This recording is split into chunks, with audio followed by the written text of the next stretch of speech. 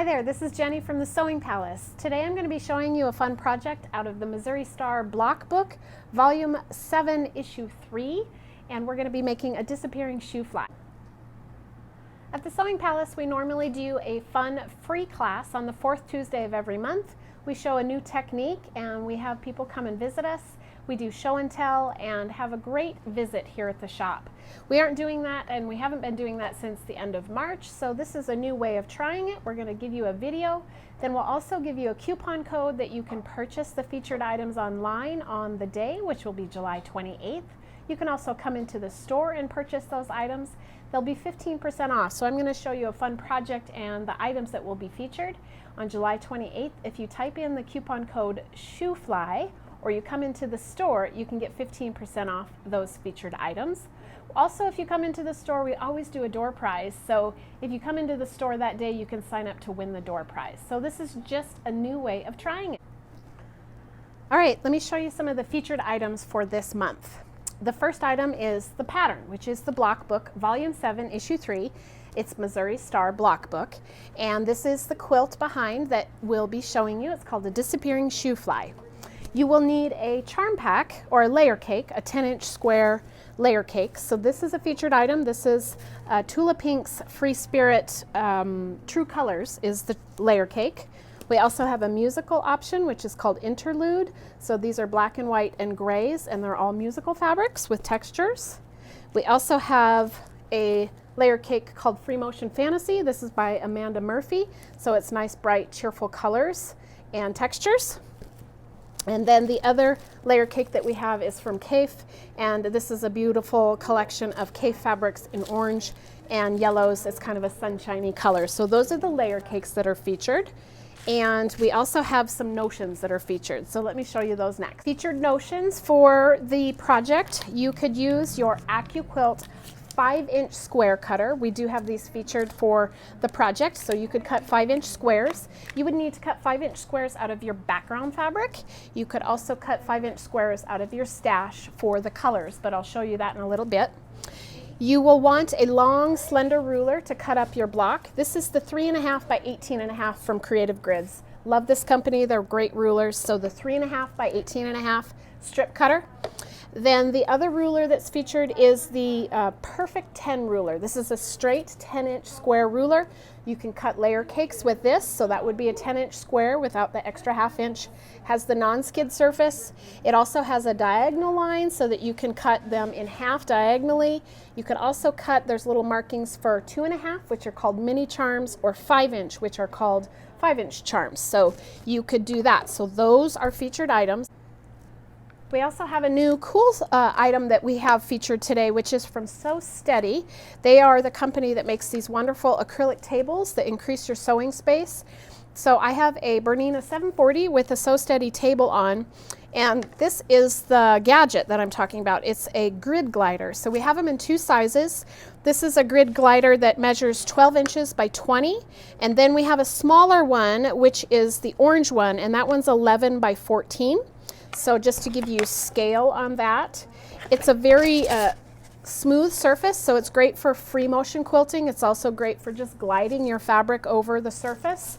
And it is repositionable, so it has like a sticky surface underneath, and it will stick to the bed of your machine, and your table can be cut down if you need. It does already have a cutout for your feed dogs, so you can use it that way.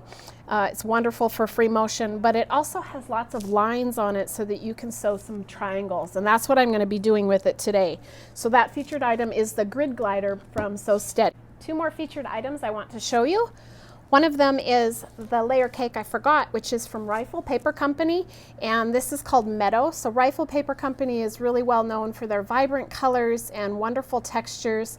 They started in the stationery business, and they make really fun fabrics. So this is from Rifle Paper Company. It's a 10-inch pack.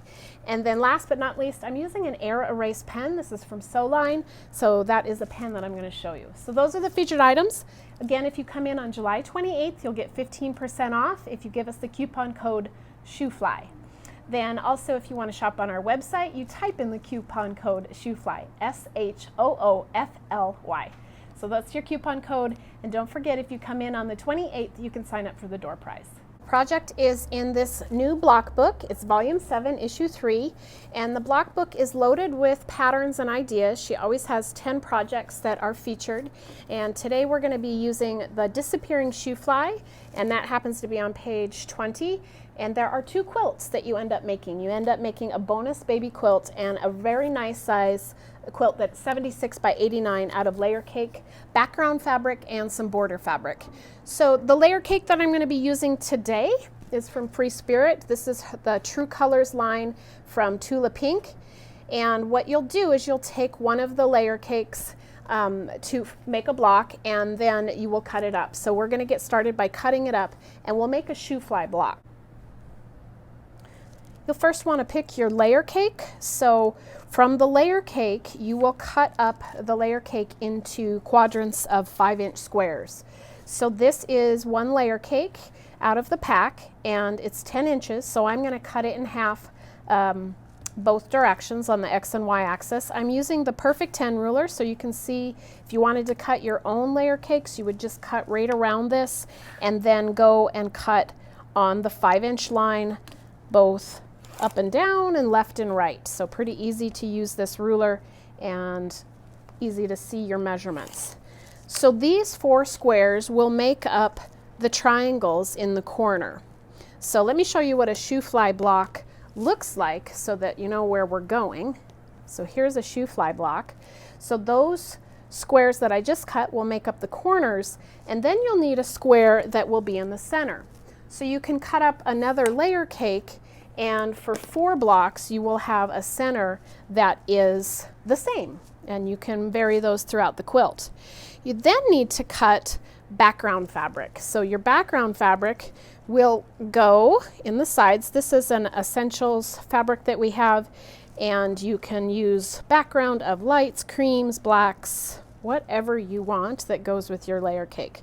So that's the way it's going to get sewn together. We will also pair up a background square with each of these corner squares because we're going to make half square triangles out of that. So you'll need a fair amount of background fabric. You can use the Perfect 10 ruler to cut up into 5-inch squares. You could also use the AccuQuilt die that cuts 5-inch squares. This cuts 2 at a time. Again, you can cut through 6 layers of fabric, so you can get a lot of cutting done for your background if you use the AccuQuilt die. So get started cutting. Let's talk about sewing your block together. So these corners are going to be half square triangles. So I'm going to set those aside, and we'll talk about those in a second. This row here is just 3 squares sewn together. So you'll sew those together and wait to make your half square triangles to start to form your shoofly block. To make your half square triangles, there are a couple ways you can do it. So the first way, you will lay your fabrics right sides together, and you will mark a line diagonally from point to point. So I'm going to use the 45-degree line on this square ruler, and I'm going to mark. This is an air erase pen, so this will disappear over time. So you don't want to mark too many squares that they'll be sitting and waiting for you to sew, but it does disappear within 24 hours. The darker you mark it, the more it will show. So one line diagonally from point to point. The next line is a 1/2 inch over from that line. So that mark is here. What you'll do next is you will sew on each sides, on each of those lines directly on the lines. To set up to start sewing, I have a 1/4 inch presser foot. I'm sewing on a Bernina 740, so I do have the dual feed engaged. So that is the presser foot dual feed that sits in the back of the foot. I'm sewing directly on the line. I also have a straight stitch needle plate so that the needle goes through a single hole. It provides better stability, especially when you start on a corner. You're going to sew right down that center line that went diagonally from point to point. Then you will move your fabric over and sew on the 1/2 inch line.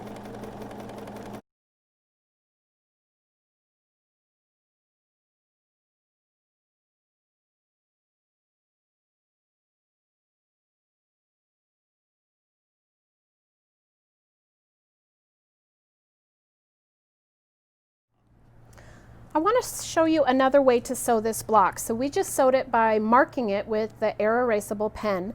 If you don't want to mark it, that's when we're going to use this grid glider from Sew Steady. So the grid glider has, here's my straight stitch plate, and the center line is this line that runs right down. I also have a line that is 1/4 of an inch, so when I'm sewing the squares together, I can use that as an additional guide. But what I'm going to use today is I'm going to use this center line to line up my triangle. I always like to start on a square of fabric when I'm sewing, so I actually start sewing on a little stoppy starty, and then as I come off, I leave that piece of fabric still attached with the thread. Then I'm going to lay my fabrics right sides together. I'm going to line up that point so that it intersects the needle right at the tip, and then the tip of it is going to come off and intersect this line. So I'm going to kind of extrapolate that line so that it's straight off, and as you start sewing, your eyes, you'll actually want to look ahead right at this point that is off in your sewing space. So off here, it's kind of like driving. And then as you come closer, that point will go right through that line. So I'm looking kind of at that point and keeping it straight on that line.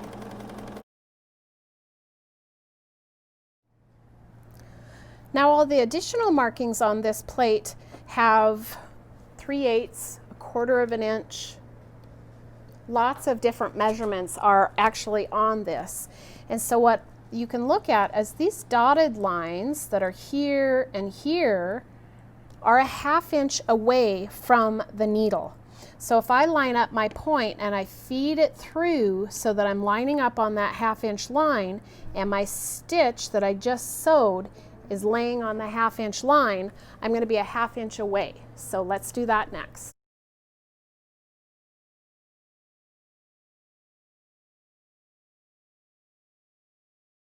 So we just had 2 ways of sewing this half square triangle. We have the marked method or using the markings on our sewing bed and grid glider. I wanted to show you another way that you can use the grid glider for patchwork piecing. You can use it for free motion quilting, or we used it for triangles. But when you lay your fabrics right sides together, this also has 1/4 of an inch line that is in front of your presser foot.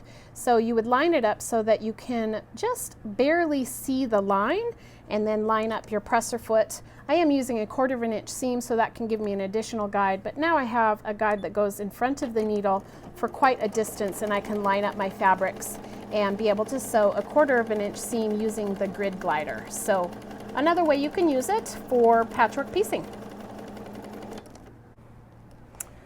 All right, we have sewn diagonally from point to point and then 1/2 inch away from that on 4 of the triangles, and so you will cut those apart. So I'm going to use my ruler just so I'm a little more accurate, and you'll cut those apart.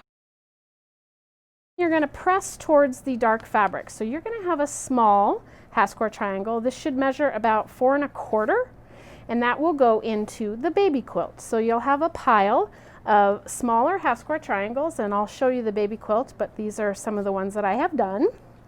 Then the other half will be a 5-inch half square triangle. So you'll end up with 4 of those after you cut those all apart, and 4 of the small ones. I'm ready to press my half square triangles, and I'm going to be using the Missouri Star iron. This is an ironing system that makes a very high micro steam.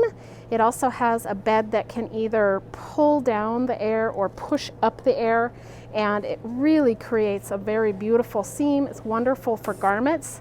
It does make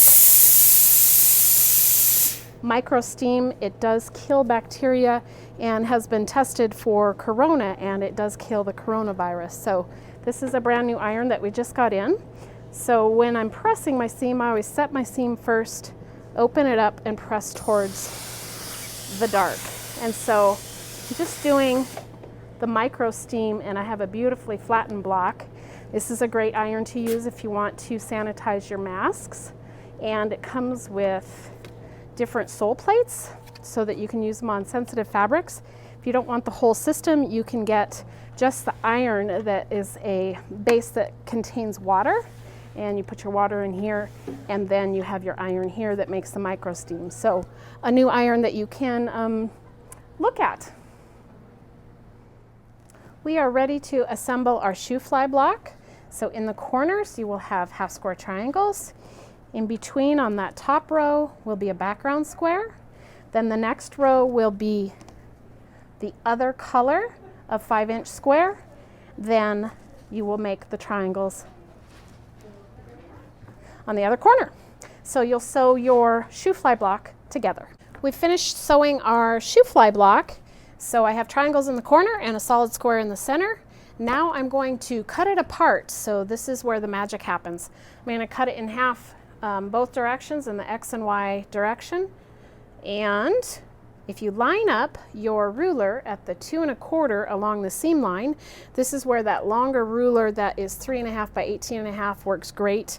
And you can see your dotted line. You can line it up however is comfortable, but it covers each side of the block. So I'm lining up my 2 1/4 along the seam allowance, and I'm going to cut down the center. And then I'll take my ruler and measure the other direction, and I'm going to measure 2 1/4 from that seam allowance and cut.